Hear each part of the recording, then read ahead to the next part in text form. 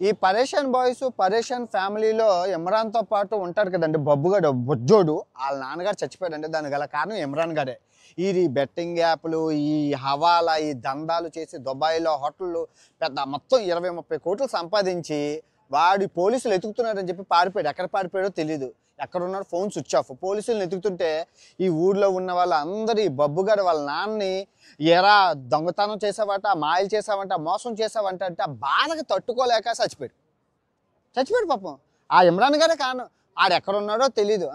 బబ్బుగాడే తోడు. అసలు ఆ ఛానల్ ఇమ్రాన్ ఆ పరేషాన్ ఫ్యామిలీ, ఆ పరేషాన్ బాయ్స్ ఆ ఛానల్ ఎగడానికి ఇంత డబ్బు రావడానికి ఆ బబ్బుగాడే కారణం.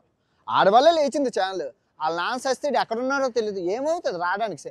ఏమంత దొంగతనం అంత మాయ చేశాడు దొంగనా కొడుకు. ఇదిగో ఇలాంటి దొంగనా కొడుక్కి పాపం తగులుకుంటుంది. అరే నేను శివుడు శివుడు పట్టుకున్నాను. అది శివుడు కాదురా, ఒకసారి కళ్ళు తెరుచుకొని చూడరా.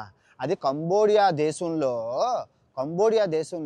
బౌద్ధ లింగం, బౌద్ధ రామాలు అంటారు. నేను శివలింగం లాగా ఉంది అన్నాను. చూడరా నాతో పాటు అక్కడ అందరికీ చెప్పులు వేసుకొని ఉన్నారు కదా, చెప్పులు వేసుకొని అందరూ ఉన్నారు కదా. అది నేను శివలింగం లాగా ఉంది అన్నాను. అది నువ్వు పట్టుకొని రేవంత్ రెడ్డి గారికి ఏడ్చుకుంటూ సార్ అన్యాయం సార్, ముస్లింలకి హిందువులకి మధ్యన గొడవ పెట్టావు, కుక్క సాగు చేస్తావురా నువ్వు ఎక్కడున్నాకరా, పాపం తగులుకుంటుంది.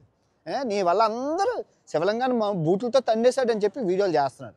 వాళ్ళకి చెప్పురా చదువుకోలేని అది బౌద్ధ లింగం అనేసి. చూడండి రా, ఫుల్ వీడియోలు ఉన్నాయి.